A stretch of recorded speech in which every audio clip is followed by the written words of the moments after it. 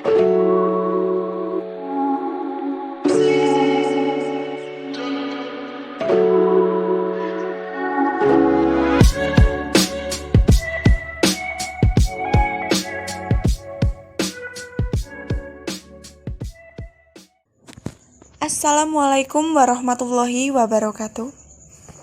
Ikhlas Bakti Bina Bangsa Berbudi Bawa Laksana. Salam Pramuka. Selamat pagi adik-adikku kelas 10. Semoga senantiasa sehat selalu dan mematuhi protokol kesehatan. Pada pertemuan kali ini, kita akan belajar mengenai materi bivak. Yang pertama, pengertian bivak. Bivak merupakan tempat berlindung sementara di alam bebas. Bivak digunakan untuk melindungi diri dari cuaca yang kurang baik, binatang buas, maupun bahaya lainnya. Bivak dapat berupa tenda, dam, maupun fleset. Namun, ada kalanya saat keadaan alam tidak mendukung, maka kita terpaksa menggunakan barang-barang di sekeliling kita untuk digunakan sebagai pembuatan bivak. Bivak ini dikenal sebagai bivak alam.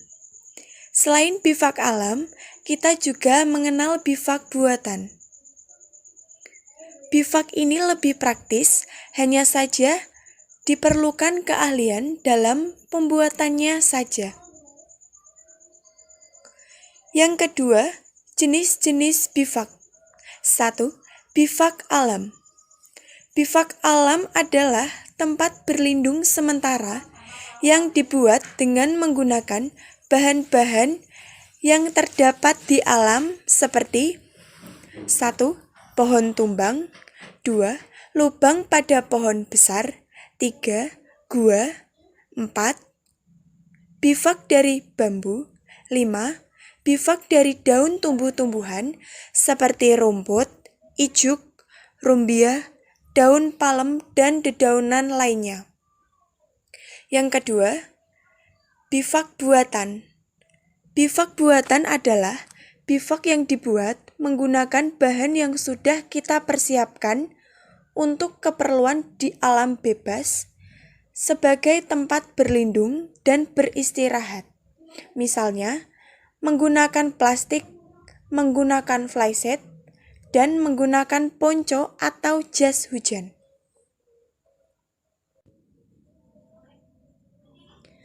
Yang ketiga, hal yang harus diperhatikan dalam pembuatan bivak. 1. Memilih tempat atau lokasi. Kita harus mengetahui tempat yang nyaman untuk mendirikan bivak. Beberapa kriteria tempat yang nyaman dalam mendirikan bivak antara lain 1. Aman dari bahaya banjir atau longsor saat terjadi hujan. 2.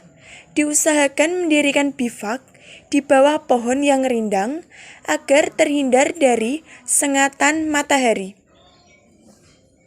3. Jangan di bawah pohon kelapa karena jatuhnya kelapa bisa terjadi secara tiba-tiba. 4. Bukan merupakan sarang nyamuk atau serangga lainnya. 5.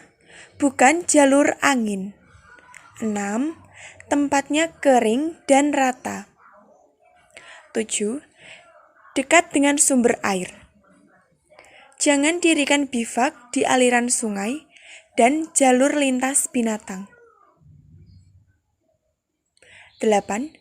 Di atas tanah yang datar. 2. Waktu atau berapa lama.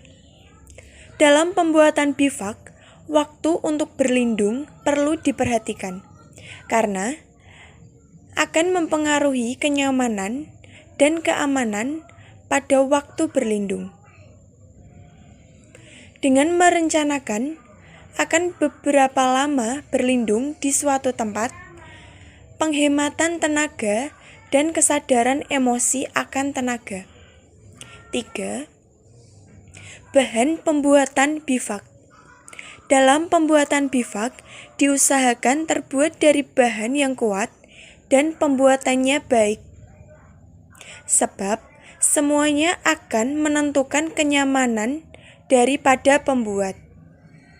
Biasanya, jika bivak dibuat bahan yang digunakan adalah dom, sedangkan untuk bivak alami biasanya adalah ranting-ranting kering dan dedaunan di daerah sekitar yang dapat dimanfaatkan, namun tidak merusak daerah tersebut.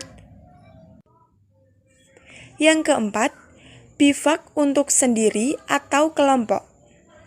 Tempat berlindung dibuat sesuai dengan kebutuhan, tidak terlalu luas dan tidak terlalu sempit, sehingga kehangatan tempat berlindung tetap terjaga.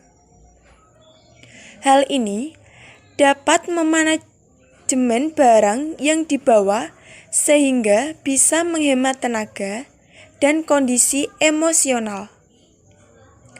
Untuk penyesuaiannya dengan masing-masing subjek adalah apakah bivak tersebut digunakan secara kelompok atau individu. Yang keempat, jenis alam yang dapat digunakan untuk membuat bivak. 1. Gua. Apabila memilih gua, kita bisa memastikan tempat ini bukan persembunyian satwa. Gua yang akan dijadikan bivak juga tidak boleh mengandung racun. Cara klasik untuk mengetahui ada tidaknya racun adalah dengan memakai obor. Kalau obor tetap menyala dalam gua tersebut, artinya tidak ada racun atau gas berbahaya di sekitarnya. 2. Lubang dalam tanah. Kita juga dapat memanfaatkan tanah berlubang atau tanah yang rendah sebagai tempat berlindung. Tanah yang berlubang ini biasanya bekas lubang perlindungan untuk pertahanan, bekas penggalian tanah liat, dan lainnya. Pastikan tempat tersebut tidak langsung menghadap arah angin. Kalau terpaksa, kita bisa membuat dinding pembatas dari bahan alami. Selain menahan angin, dinding ini berfungsi untuk menahan angin agar tidak meniup api unggun yang dibuat di depan pintu masuk. 3. Tebing. Jika kita memilih tebing sebagai tempat perlindungan, pastikan batuan dari tebing merupakan batuan yang keras dan kuat. Artinya, batuan tersebut tidak mudah runtuh sehingga dapat membahayakan keselamatan.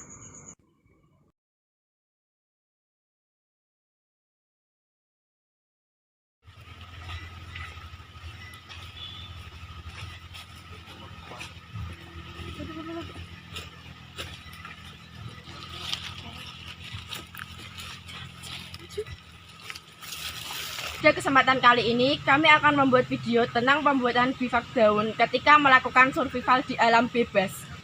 Video kali ini yang akan kita buat adalah bivak alam. Langkah awal membuat bivak alam adalah yang pertama, mencari ranting pohon yang akan digunakan sebagai dasar untuk kerangka. Yang kedua, mencari daun yang bisa digunakan untuk atap.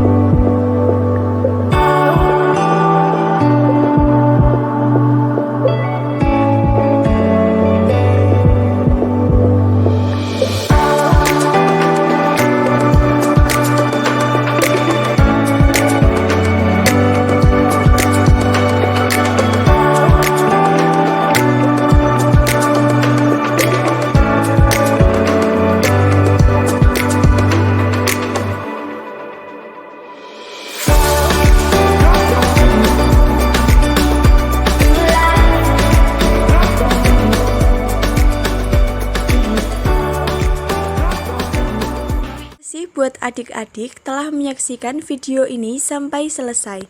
Sampai jumpa pada pertemuan selanjutnya ya. Salam sehat, salam semangat, salam pramuka. Wassalamualaikum warahmatullahi wabarakatuh.